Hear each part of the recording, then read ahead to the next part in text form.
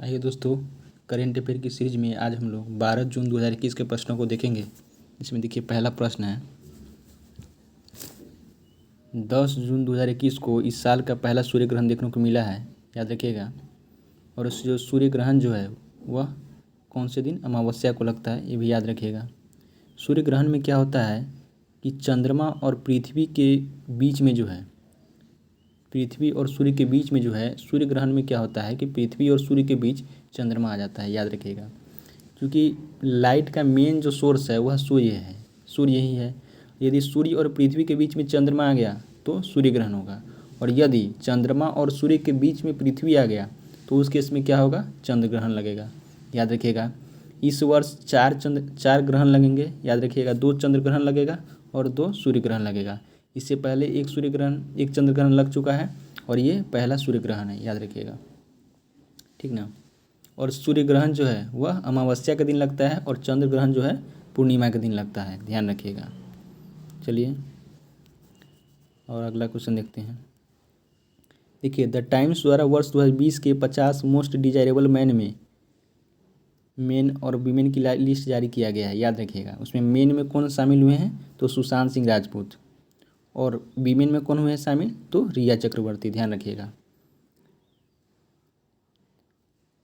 The times द्वारा 2020 के जो मोस्ट डिजायरेबल पर्सन है, ठीक ना, उसमें मेंस में आए हैं सुशांत सिंह राजपूत और वुमेन में आए हैं रिया चक्रवर्ती। सुशांत सिंह राजपूत का हाल ही में 2020 में निधन हो गया था, इसके कारण दोनों चर्चा में थे, याद रखिएगा। और time person of the year 2020 के लिए किसे नामित किया गया है तो वाइडन जो वाइडन और कमला हैरिस, याद रखिएगा। कमला हैरिस को और जो बाइडेन को, ठीक ना। जो बाइडेन जो कि अमेरिका के 46वें राष्ट्रपति है, ठीक ना, और कमला हैरिस जो कि अमेरिका के 49वें उपराष्ट्रपति है, ध्यान रखिएगा। चलिए आगे देखते हैं। देखिए, हाल ही में असम सरकार ने भारत रत्न और पद्म पुरस्कार की तर्ज पे असम रत्न पुरस्कार की घोषणा की है, याद रखिएगा।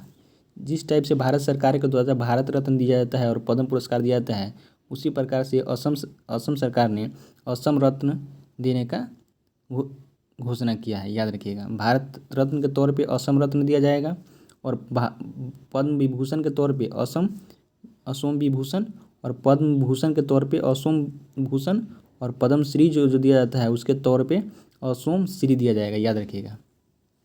पहले तो याद रखिएगा, भारत रत्न जो है, भारत रत्न की शुरुआत कब हुई थी तो 1954 में शुरुआत हुई थी, याद रखिएगा।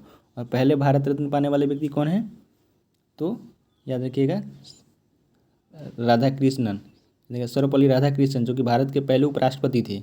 उनका पहला जो कार्यकाल था वो 2 कार्यकाल के लिए बने थे, और पहले उपराष्ट्रपति बने थे और दूसरे जो हैं वह राष्ट्रपति भी बने थे, याद रखिएगा, ठीक ना। तो याद रखिएगा, असम जो रत्न मिलेगा उसमें 5 लाख की राशि मिलेगा।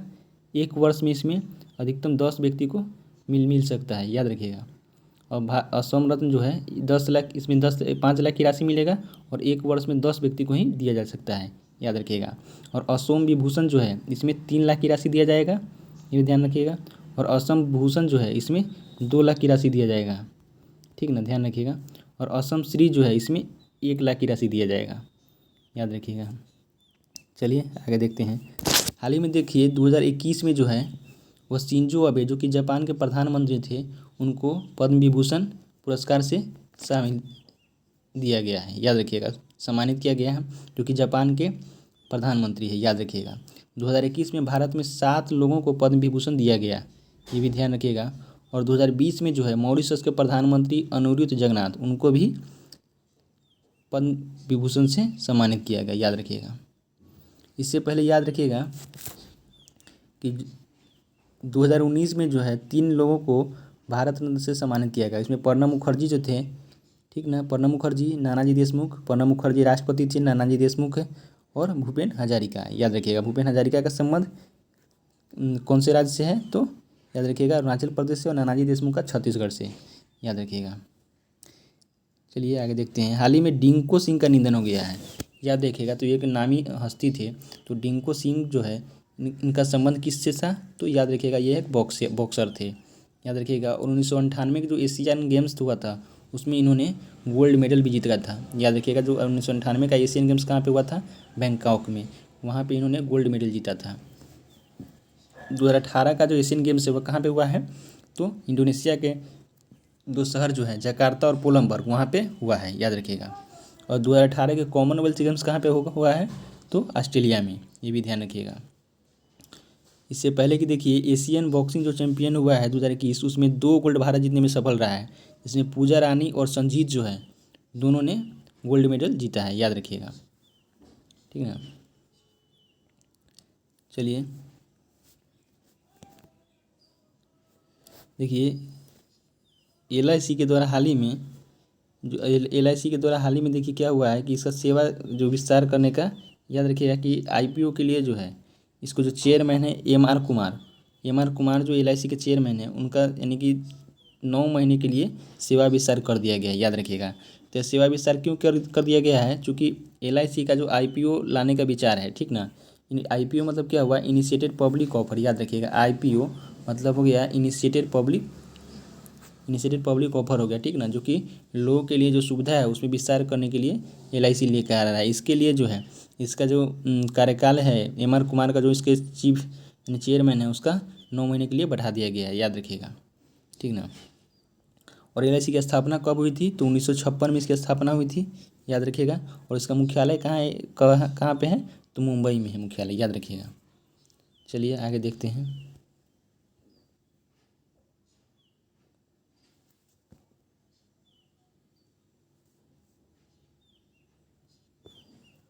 देखिए 8 जून 2021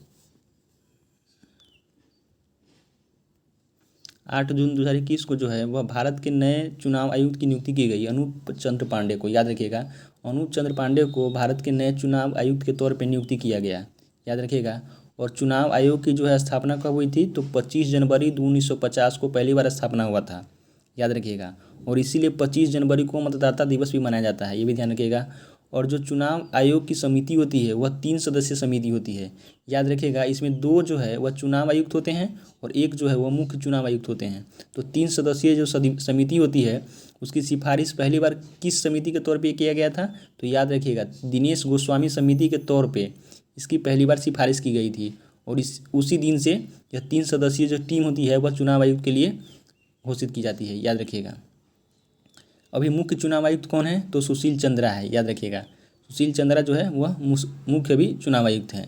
यह 24वें मुख्य चुनाव आयुक्त हैं, भारत के 24वें मुख्य चुनाव आयुक्त हैं। इससे पहले जो अशोक लवासा थे भारत के मुख्य चुनाव आयुक्त, इससे पहले अशोक लवासा थे, लेकिन वो जो है अभी ADB के उपाध्यक्ष बन गए हैं।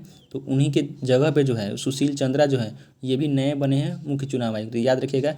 इनका 24वां नंबर है, ध्यान रखिएगा। और जो 2 चुनाव आयुक्त हैं तो कौन कौन है, तो राजीव कुमार और अनूप चंद्र पांडे, याद रखिएगा। ये दोनों अभी चुनाव आयुक्त हैं, ठीक ना। और देखिए निर्वाचन जो है वह अनुच्छेद 324 में आता है और भाग 15 में, ये भी याद रखिएगा, ठीक ना। चलिए देखते हैं। और एकमात्र महिला मुख्य चुनाव आयुक्त रहने वाली महिला व्यक्ति कौन है, तो एकमात्र महिला चुनाव आयुक्त रहने वाली व्यक्ति कौन है, महिला कौन है, तो रमा देवी, याद रखिएगा। एकमात्र महिला जो है रमा देवी, जो कि एकमात्र भारत की मुख्य चुनाव आयुक्त रह चुकी हैं, याद रखिएगा। इससे पहले जो है चुनाव आयोग ने सिविल ऐप जो लॉन्च किया था, याद रखिएगा। सिविल ऐप जो है 2019 को जो लोकसभा चुनाव हुआ था उसमें यह देखने को मिला था, ठीक ना। तो CVGIL ऐप है। तो ये क्या होगा, जो चुनाव आयोग में जो आचार संहिता होता है, ठीक ना, और चुनाव आयोग में जो गैदरिंग होता है उस सब को रोकने के लिए चुनाव आयोग द्वारा इस ऐप को लॉन्च किया गया था, याद रखिएगा। और ADB के उपाध्यक्ष आपको बताए थे अशोक लवासा जो है पहले भारत के मुख्य चुनाव आयुक्त थे, लेकिन अभी जो है वह ADB के उपाध्यक्ष बन गए हैं। चलिए आगे देखते हैं। देखिए हाल ही में असम में पुटोला नाच एक चर्चा का विषय बना हुआ है। तो पुटोला नाच क्या था, तो पुटोला नाच जो था वह कोरोना जागरूकता को बढ़ावा देने के लिए पुटोला नाच जो है वह असम में शुरू किया गया, याद रखिएगा। और तेजपुर लीची का जो है GI टैग मिला है, कहाँ की है, तो असम की, याद रखिएगा। और नेशनल वाटरवे जो 2 है वह भी असम में पड़ता है, ये भी ध्यान रखिएगा। कहाँ से कहाँ तक है, तो असम के सदिया से धुबरी तक। बहुत बढ़िया इंपॉर्टेंट क्वेश्चन है, याद रखिएगा। नेशनल वाटरवे 2 राष्ट्रीय जलमार्ग संख्या 2 जो है वो असम के सदिया से धुबरी तक है। देखिए हाल ही में राजस्थान के जो मुख्यमंत्री हैं उनके द्वारा मुख्यमंत्री किसान मित्र ऊर्जा योजना जो है की शुरुआत की गई है, याद रखिएगा, ठीक ना। यह कृषक उपभोक्ता का जो है बिजली बिल में 1000 रुपये पहले प्रति महीना के अनुदान देगा, याद रखिएगा। जो भी व्यक्ति जो हैं 1,000 महीने 1,000 रुपये की जो बिजली बिल होगी एक महीना में, तो उसमें उनको छूट दिया जाएगा। यदि मान लीजिए एक महीना में किसी व्यक्ति का 1,000 बिजली बिल से कम आता है, जैसे 500 का बिजली बिल आएगा, तो उसे 500 रुपया जो एक्स्ट्रा इनका रुपया बचता है वह उनके अकाउंट में डायरेक्ट ट्रांसफ़र कर दिया जाएगा। तो ऐसा इसीलिए किया गया है ताकि बिजली की जो बचत है, बिजली की बचत को बढ़ावा दिया जा सके। ठीक ना, तो ध्यान रखिएगा। इसमें कितना अनुदान सरकार द्वारा खर्च किया गया है, तो 1450 करोड़ रुपये का इसमें आवंटन किया गया है, याद रखिएगा। इससे पहले ये भी याद रखिएगा कि देश का पहला कृषि आधारित सौर ऊर्जा संयंत्र जो है अभी हाल ही में किसके द्वारा लागू किया गया था, जारी किया गया था, तो राजस्थान के द्वारा। याद रखिएगा, देश का पहला कृषि आधारित सौर ऊर्जा संयंत्र जो है राजस्थान के द्वारा शुरू किया गया था, याद रखिएगा। और ये जो सौर ऊर्जा संयंत्र जो है, कृषि आधारित सौर ऊर्जा संयंत्र, यह किस योजना के अंतर्गत किया गया था शुरू, तो कुसुम योजना, याद रखिएगा। कुसुम योजना के तौर पर जो है इस योजना को शुरू किया गया था। देखिए, चिरंजीवी योजना जो है उसका भी संबंध राजस्थान से ही है। इसमें स्वास्थ्य सुविधा जो है, स्वास्थ्य बीमा सुविधा जो है वह वहाँ के नागरिकों के लिए दिया गया है, याद रखिएगा।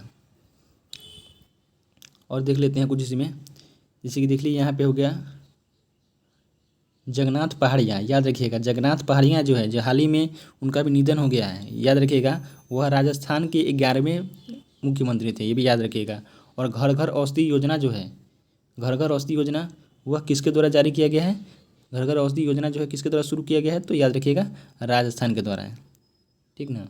और जैव ईंधन पॉलिसी जो है, याद रखिएगा, जैव ईंधन जो पॉलिसी लेकर आया था वह लाने वाला पहला राज्य कौन है, तो राजस्थान ही है। ये भी ध्यान रखिएगा कि जैव ईंधन पॉलिसी लाने वाला पहला राज्य राजस्थान ही है।